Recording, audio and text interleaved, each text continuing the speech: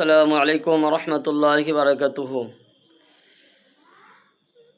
প্রিয় দিনদার ভাই ও বোন সকলকে বলবো, মাসটি চলছে আরবি মাস জিলহজ মাস। যে 4টি মাসের কথা আল্লাহ রাব্বুল আলামিনের কাছে অত্যন্ত গুরুত্বপূর্ণ, তার মধ্যে জিলহজ মাস একটা।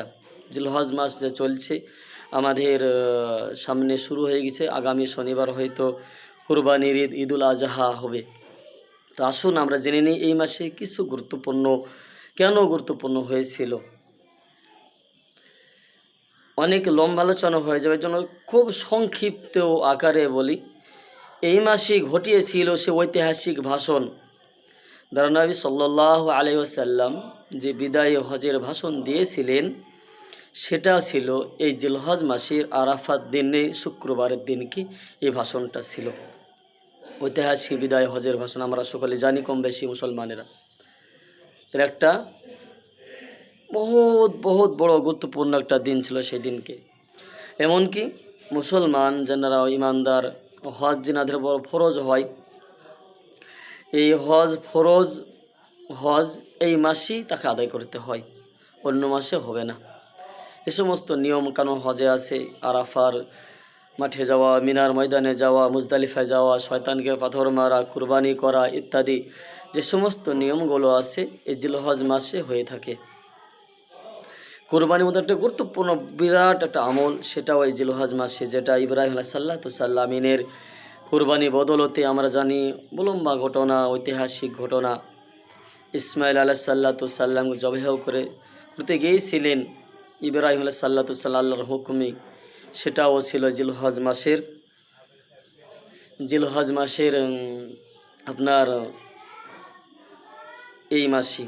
এবং কোরআনে আছে ওয়ালায়ালিন আশরি, যে 10টি রজনী, এই 10 রজনী অতি গুরুত্বপূর্ণ। এই মুফাসসির কিরাম বলেছেন 10 রজনী হচ্ছে জিলহজ মাসের 1 থেকে 10 তারিখ পর্যন্ত।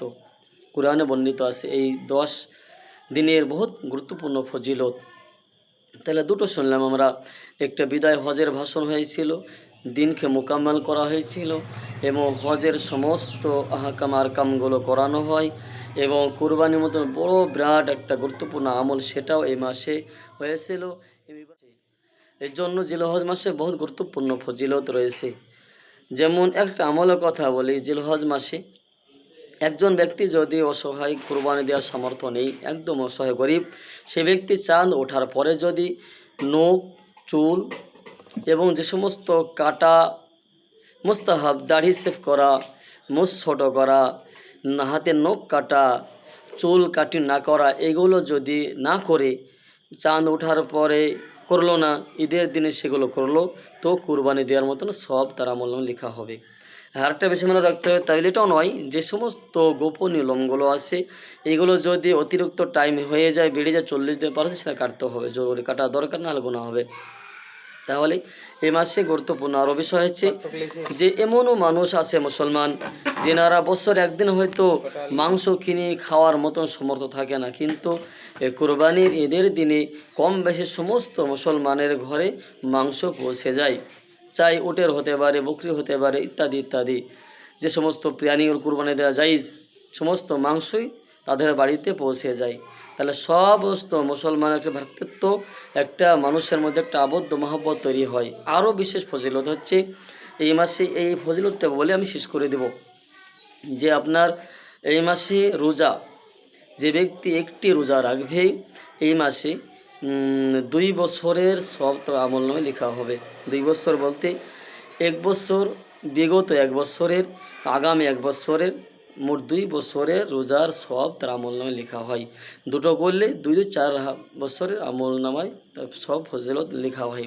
এর জন্য আসি আমরা যাদের কুরবানি আসে, যাদের নাই, আমরা সকলেই চেষ্টা করি এই জিলহজ মাসের রোজাগুলো করা, তার সঙ্গে সঙ্গে ভালো ভালো কিছু আমল করা, এবং যেনাদের সামর্থ্য আছে কোরবানি করা, এবং কোরবানি যেন আমরা সঠিক করতে পারি সেটি লক্ষ্য রাখা, নিয়াতটা সহি শুদ্ধ করা।